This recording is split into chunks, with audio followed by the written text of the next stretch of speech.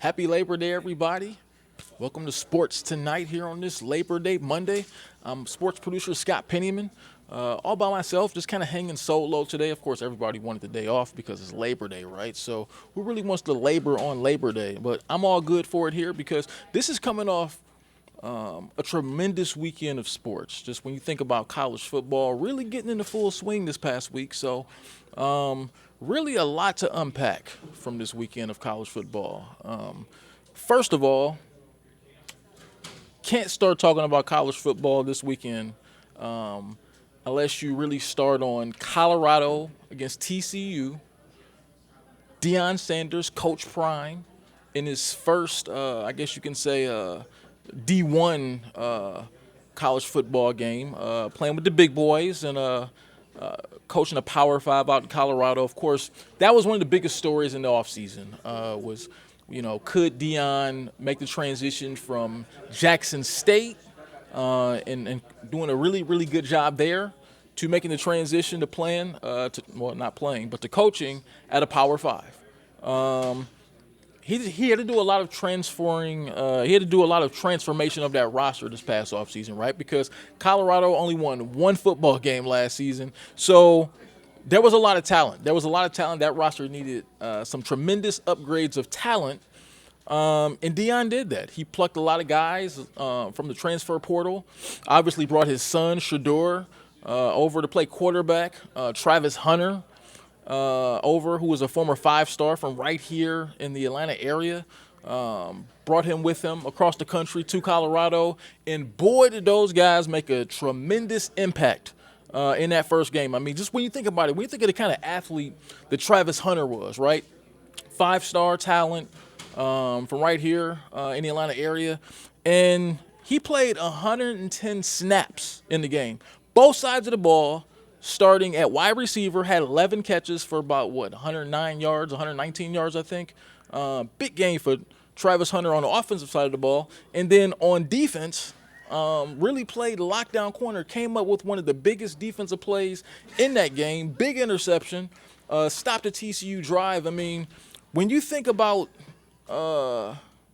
just the dynamic of Travis Hunter, really, to me, that was a really good selling point. To me, that was probably the selling point when you think about Travis, who really kind of shocked the recruiting world when he decided to go to Jackson State and go be with Deion Sanders. Then a year later, goes with him to Colorado.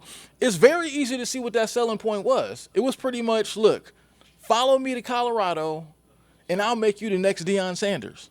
And that's kind of what, when you think about Travis Hunter and his skill set and his ability, he's really looking like he can be the next Deion Sanders. When you look at his ability to play lockdown corner. Now, look, I'm not saying that he's going to be as good as Deion Sanders. We don't know. Only time will tell. But when you look at his skill set, when you look at what he can do on the football field on both sides of the ball, I mean, to be able to make 11 catches, I mean, he was Colorado's go-to receiver in that 45-42 win.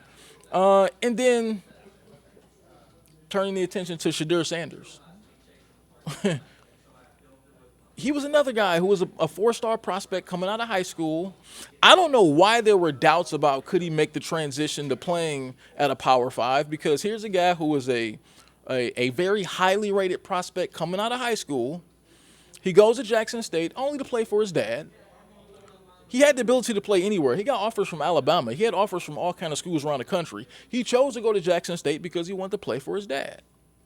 So now he transfers with his dad to Colorado and has one of the most prolific passing days in Colorado football history, 510 yards passing. Just from that game alone, when you look at his ability to be able to have poise in the pocket, his ability to deliver very accurate passes from the pocket, outside the pocket, move around the pocket, how could you not have watched that game and thought Shedeur Sanders right now is probably a top 5 prospect at quarterback in this year's NFL draft? And probably the ability to move up. We'll see. We'll see how the season goes. I mean, obviously, he's not going to throw for 510 yards every single week. That would be a little bit kind of too much to ask. But, man, just in 1 week alone, when you look at what Coach Prime was able to do, and all that, just getting those different kind of players and everything like that, and all that, to beat the national runner-up last year. I mean, TCU was playing for a national championship last season. Not sure they obviously lost some guys from that roster, but you can see the kind of magnitude of the kind of team that Deion was up against in week one, and his guys found a way to pull it out. And I guess they've already done well because they've already matched their win total last season. So, yeah, I mean, when you look at kind of what this team could be this season, look, I don't know how many games they're going to win, but when you look at sort of their potential, the potential of a lot of the guys who were on that roster, it seems like there's endless possibilities. I mean, even look at Dylan Edwards in the backfield. He was a freshman. I guess he first committed to Notre Dame, changed his mind, went to go play for Coach Prime in Colorado. The man scored 4 touchdowns in his very first college football game. I mean, there's just so many things to unpack, but a tremendous effort. You know, look, I don't know how many games they're going to win this year, like I said, but a tremendous start, a very improbable start for a coach and a team that was probably counted out by many to start the college football season. And just to have them play as well as they did in the opening game was nothing short of spectacular. I mean, Shedeur Sanders, I mean, just watching him, I watched him in that game, and I'm thinking, wow, look at his poise in that pocket. I mean, 38 for 47, 510 yards, and 4 touchdown passes. I mean, I think you're going to be hard-pressed to find a better quarterback, period, in the country than Shedeur right now. I mean, obviously you got Caleb Williams at USC. I mean, you know, Michael Penix Jr. out at Washington. Yeah, I mean, there's some really quality quarterbacks. Drake May at North Carolina. There's some really quality quarterbacks, but let me tell you, if Shedeur, if this is any sample of what this season is going to be like, he's going to be right there with the rest of those guys. So, big win for Colorado, week 1. And we'll see as they move on. They host Nebraska next week, so we'll see what kind of team they could be as the season moves on, but probably a better start than anybody could have ever imagined. And so I was thrilled watching that game.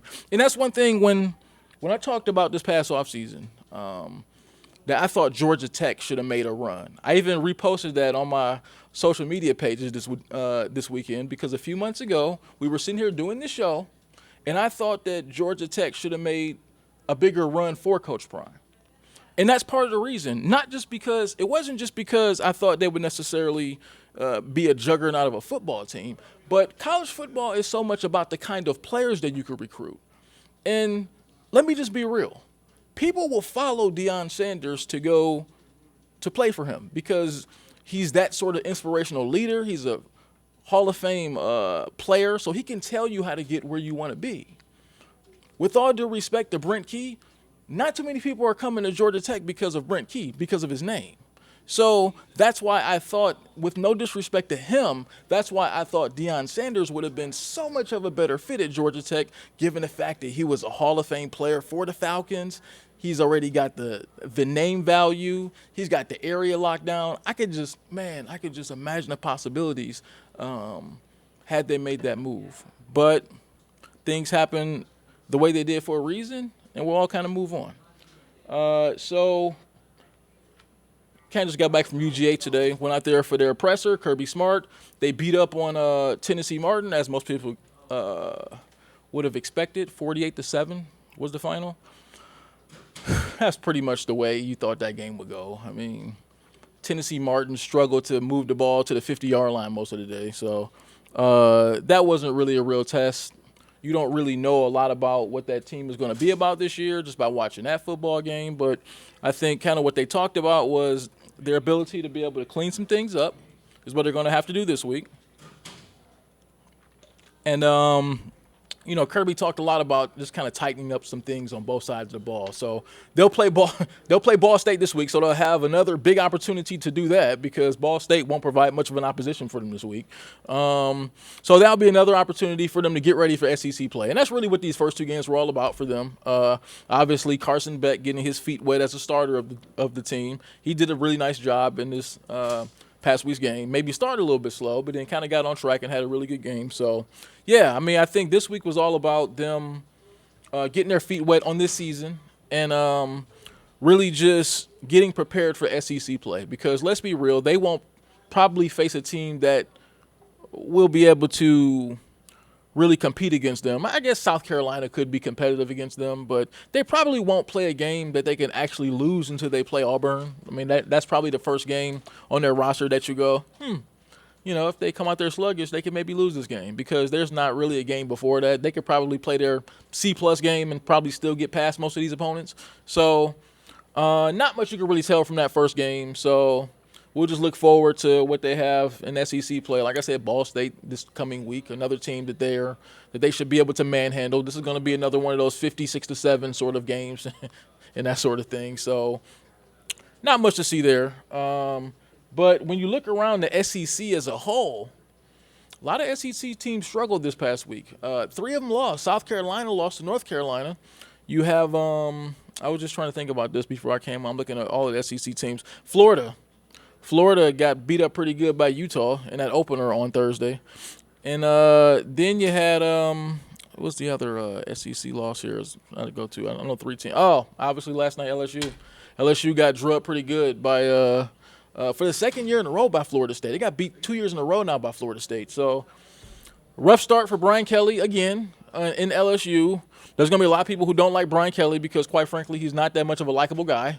Who are going to call for his head after a loss like that. I'm pretty sure the LSU fan base isn't that impressed by Brian Kelly because, look, when you come in with that sort of expectation, when you come in with the sort of name that he came in with the sort of talk that he came in with from Notre Dame, taking him to a couple national championship playoffs. He took Notre Dame to the playoffs a couple times. They played the national championship game. That level of expectation was once he gets SEC level players, he's going to be able to take that team to new heights. And I guess you could say so far that hasn't really happened because he started slow back-to-back years with opening losses to Florida State. So I can understand if LSU fans are a little bit upset right now. Same thing with Florida. Florida's been kind of a disappointment there since Billy Napier came. They haven't played up to their level of capabilities. They've been struggling to hang on here in the SEC. You got to wonder how much longer Billy Napier's going to get at Florida, just because he seems to kind of be on shaky ground already. They aren't happy after they, look just very lackluster performance against Utah in the opening game. So those are 2 coaches who already. And look, there's a lot of pressure in the SEC. When you play SEC football, there's a lot of pressure because you're being measured against Nick Saban. You're being measured against Kirby Smart. You're being measured against coaches who compete and win championships every single year. And those fan bases expect those teams to be able to compete for championships every single year. Because when you look at Florida, that's what Urban Meyer did when he was there. When you look at even LSU, they have a standard of winning. Just a few years ago, they won a national championship with Joe Burrow and Jamar Chase and those guys. So there's a very high standard for those schools, and you got to wonder how long they're going to stick it out with their current coaches if things continue to not go the way that they think they should go. So those are definitely some storylines to keep an eye on. Some other teams in the SEC really struggling to hang on. But last but not least, Week 1 of the NFL starts this week. NFL football is back. This is game week for a lot of different teams. The Thursday night game will be Detroit versus the Kansas City Chiefs. A lot of, I guess I would say, some of the more interesting storylines coming up this year. Really just things to keep an eye on. I think one of those is we're going to pretty much get a good feel of right off the bat when you look at Kansas City and their contract situation with Chris Jones. Looks like that's going to drag into the season here. I mean, the man wants what he wants. The man wants his money. I mean, what can I say here? I'm never going to complain about a player going for their money. When you look at how much money the NFL makes, when you look at the physical toll it takes on your body to play NFL football, no way I'm going to blame a guy like Chris Jones trying to get every single dollar that he can get. The man wants more money than Aaron Donald. He wants an Aaron Donald type contract. Now, I'm not going to sit here and say that he's the caliber of player Aaron Donald is, but when you look what he means to that Kansas City Chiefs team, I mean, they've won a couple Super Bowls. Obviously, Patrick Mahomes is the biggest piece there. But Chris Jones has been the most valuable piece to that defense. And so we're going to see what kind of football team they are on that side of the ball We're going to find out really quick when they play a Lions team on Thursday night who's probably going to run the ball right where he should be on that spot on the defensive line. So, yeah, and look, I understand how this works, especially when you have a great quarterback. That's kind of just the way the salary structure works in the NFL. When you're paying a guy like Patrick Mahomes, I think his contract is worth, like $400 million? So when you're paying a quarterback that kind of money, you've got to pick and choose who you pay with the rest of the roster because the quarterback takes up so much of the salary cap that you have to really, really be it forces you to be really choosy about who you take care of on the rest of that roster. So we saw it for years. I mean, even with the New England Patriots, even though Tom Brady wasn't making necessarily top dollar or as much as he could have gotten, he made a lot of money. So then the Patriots over those years had a lot of choices to make on who to keep. And they let a lot of good players go. When you think about even like in 2002 when they let Lawyer Malloy go, they had to let guys like Richard Seymour go. They had to let guys like Chandler Jones go. That's just the cost of doing business when you win every single year, when you're paying a quarterback a lot of money. And so those are some of the choices that the Kansas City Chiefs are at right now because they've sort of taken over the New England Patriots as the dominant team, probably in pro football, but definitely in the AFC. They have choices to make because if you're going to pay Patrick Mahomes the money that he's worth, and you have to pay Patrick Mahomes, he's the best player in the National Football League. So when you take care of him, it really leaves the rest of the roster. It really leaves you having tough choices to make with the rest of the roster. They've had to make them already. When you look at Tyrann Mathieu a few years ago, he's still playing pretty good ball. They had to let him walk. They had to let Tyreek Hill walk a few last year. So they've already had to make some tough choices. And it seems like they're about to have to make more tough choices with Chris Jones. But also, look, I'm almost always for the players in these situations because there's a lot of money to be made from NFL football. This league makes billions per year. And for what they put their bodies and their minds through week after week, I say Chris Jones, go for every dollar because there's a business aspect to this. Owners of NFL teams are going to always try to make every dollar that they can, whether it's advertisements, whether it's fan revenue, no matter what. Owners will always try to make every dollar they can. So why should players not think the same way?